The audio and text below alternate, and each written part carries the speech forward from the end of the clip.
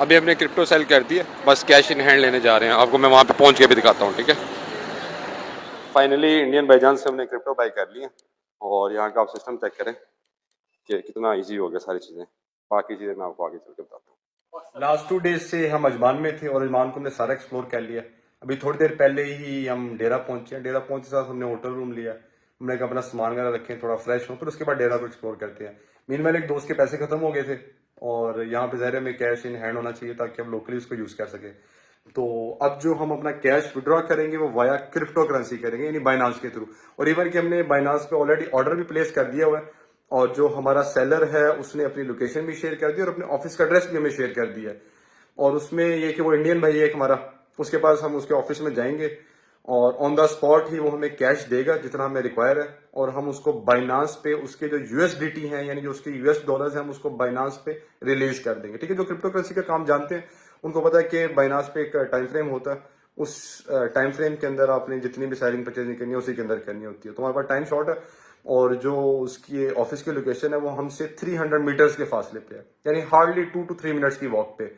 हम उसके पास जाएंगे, वो वहाँ पे हमें कैश देगा, हम उसको यूएसडीटी रिलीज कर देंगे, उसका काम भी हो जाएगा, हमारा काम भी हो जाएगा।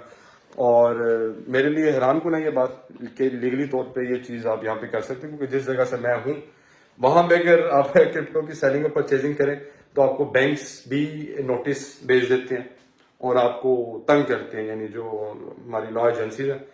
तो लेकिन दुबई के अंदर अगर आपको कैश चाहिए तो आप वाया क्रिप्टो करेंसी पेमेंट करके आप उसमें कैश अपना विड्रॉ करवा सकते हैं, ठीक है। तो आइए आपको दिखाते हैं कि आपने अगर दुबई के अंदर कैश विड्रॉ करना हुआ है क्रिप्टो करेंसी तो वो भी कैसे किया जा सकता है। आइए चलते हैं।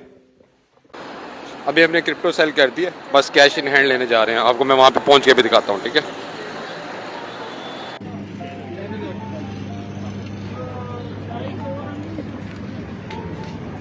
ये भाई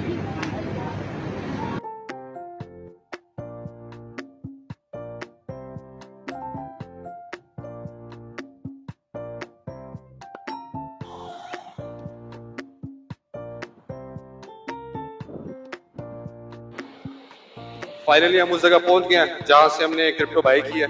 अभी हमने इसको बाई इससे कैश लेंगे, साथ ही इसको हम बाइनांस पे ही पैसे ट्रांसफर कर देंगे, ठीक है। मैं आपको दिखाता हूँ।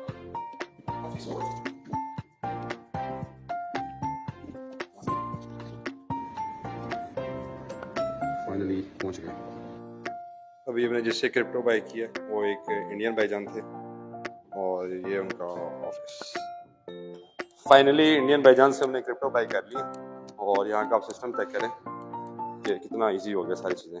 बाकी चीज़ें मैं आपको आगे चल के बताता हूँ। अच्छा, तो फाइनली हमने क्रिप्टो करेंसी के थ्रू कैश विड्रॉ करवा लिया और हार्डली हमें सारे प्रोसेस में बमुश्किल 10 मिनट लगे होंगे, यानी 4 से 5 मिनट के अंदर हम अपनी लोकेशन में पहुंच गए और 4 से 5 मिनट के अंदर ही सारी ट्रेडिंग होगी। अब बजाय इसके कि हम बैंक जाते, बैंक के दर्जन फॉर्म फिल करते, उनको बताते कि हम फलां जगह से आए हैं, इस जगह पे हम रह रहे हैं, हमने पैसे आपसे लेकर इसी जगह पे हमने इस्तेमाल करना है, शॉपिंग करनी, खाना खाना, वो किसी भी हम टेंशन में नहीं पड़े, चुप करके गए, उसने हमें पैसे दिए, हमने उसके जो यूएसडीटी थी वो रिलीज कर दी, उसका काम भी हो गया, हमारा काम भी हो गया।